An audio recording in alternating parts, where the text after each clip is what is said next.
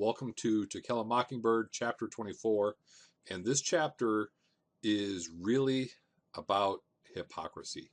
It is about the Missionary Circle and Aunt Alexandria's circle of friends that show up and talk about Christianity. What an interesting little chapter. And this chapter is easy to dismiss, but it's really important to understand the racism involved and what Atticus is up against in defending Tom Robinson. Okay. We start with the Missionary Circle. Calpurnia is serving. She's wearing her starchiest apron. She's dressed up really nice. She's putting on a good show for all of Aunt Alexandria's friends and serving everybody.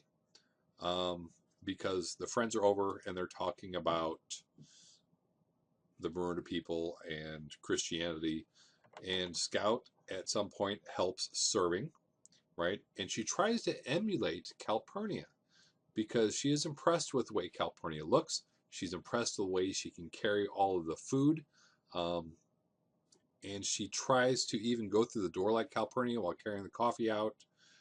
And it's almost like this is practiced. This is their plan to get Scout involved in the ladies' circle. She acts like a lady. She has some help from Miss Maudie sitting there talking to her, and Scout gets kind of upset at some things that are being said, and Miss Maudie holds her hand as if to say, it's okay, I'm on your side. These people are laughing at Scout, right? They ask her, what do you want to be when you grow up? Do you want to be a lawyer? Oh, you're in court an awful lot. Making fun of the fact that she was in court when she wasn't supposed to be. They laugh at her when she, mentions that she's wearing pants. They laugh at her when she says she wants to be a lady when she grows up. Because remember in the last chapter, Jem asked Scout to not antagonize Aunt Alexandria, go easy on her, be ladylike. And so Scout's taking this to heart. She didn't say she wanted to be a lawyer, a firefighter, a football player, or anything. She said, oh, I think I'll be a lady. And the ladies laughed at her for that. And meanwhile, Miss Maudie's holding her hand, kind of letting her know, it's okay. I'm on your side. Don't let the laughing get to you. Okay. And then they talked about the Maroona people. We have no clue where Maroona is. From the context, it sounds like a primitive African tribe. But obviously, these ladies think they're better than these other heathens, right? Mr. J. Grimes Everett has to go over there and spread Christianity to them as if, it's demeaning the way they talk about these people. And Miss Merriweather is really one of the worst. Okay.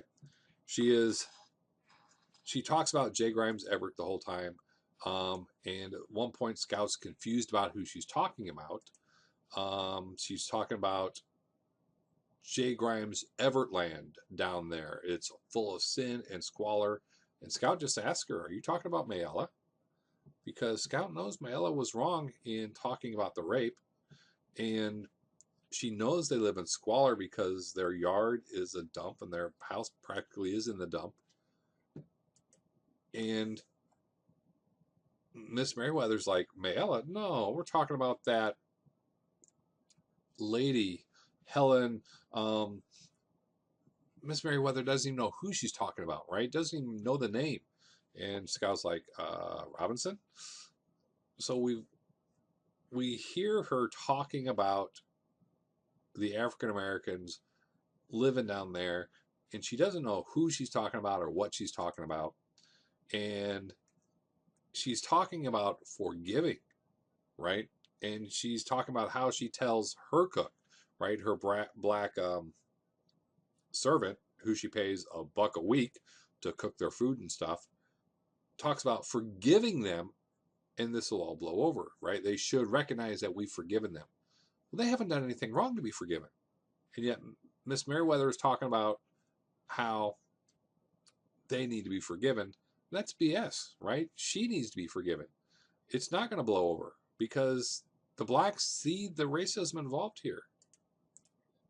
All sorts of double standards everywhere, right? They're talking about teaching blacks Christianity. Remember one of the fun chapters at the end of part 1? Scout and Jem went to church with Calpurnia and her family. And holy cow, crazy Christian this church was, more than anything else. These ladies are talking about being charitable, and they're anything but charitable, right? They're treating the blacks in their own family or in their own house like servants. They're not even real people. And something interesting is they talked about Atticus in his very house. And they disapproved of what he was doing by helping Tom. Wow, the rudeness of it. Miss Maudie shuts him down, right? Does his food stick in your neck when you're eating this? In other words, you're talking bad about Atticus in his house. You're eating his food that he paid for off of making money from the state, from the taxes that you pay, helping someone that you disapprove of. How can you do this, you hypocrite? That's what Miss Maudie means. Does she say anything? No, Miss Merriweather's like, I don't know what you mean. Miss Maudie's like, yes, I think you do, and leaves it at that. Holy cow, such a nuanced argument. And Scout doesn't have a clue what's going on. This is all over her head, right? She got bored with what they're saying and was daydreaming about other stuff and just is not knowing what's going on. And meanwhile, while all this is going on, Scout kind of tunes out a bit, and we have some memories about Tom involved here. Calpurnia was talking to Miss Rachel's cook. I don't think Scout tells us the name of this person, but Scout overheard it. And Calpurnia was telling her about how Tom was taking things bad, how Atticus was telling Tom, we've got a really good chance on appeal, but it's not a sure thing. So Scout overheard this conversation, so we know Tom is having a rough time in prison. And then shortly after that, after Scout's memory, Atticus comes back early. Usually when the missionary circles are doing their thing, Atticus stays downtown until well after dark, after all the ladies leave. But now he's back. And he comes in and he asks to see Alexandria and Calpurnia in the kitchen, and we find out that Tom is dead. And he wants to take Calpurnia to tell Tom's wife. And what happened was Tom ran, supposedly. Whether this really happened, I don't know. To be honest, I don't think he did. I think the guards in jail figured that Tom was convicted of this crime and they weren't going to wait for the electric chair. They just took care of it. Possibly. And they said that he would have gotten over the fence, even with, if he had both arms, he would have gotten over the fence. And they shot him and they killed him. And it was excessive. And Atticus is tore up by this, right? We see this in the way he talks and the way he acts. And he's not the only one tore up by this also. He goes to take Calpurnia so that they can both tell Helen about Tom being murdered by the police. And something I found interesting is Aunt Alexandria's reaction to this. She doesn't see eye to eye with her brother, but Atticus is her brother.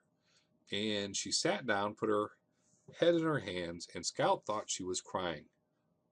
But she didn't look like it. Okay, and Miss Maudie at one point kind of confirms that. Alexandria asks her, do I look okay? And Miss Maudie's like, it doesn't show a bit. And right when they go back out there. She asks, what more can Atticus do for this town? This is wrecking his health, right? So Alexandria is really worried about her brother. And her and Miss Maudie have this conversation.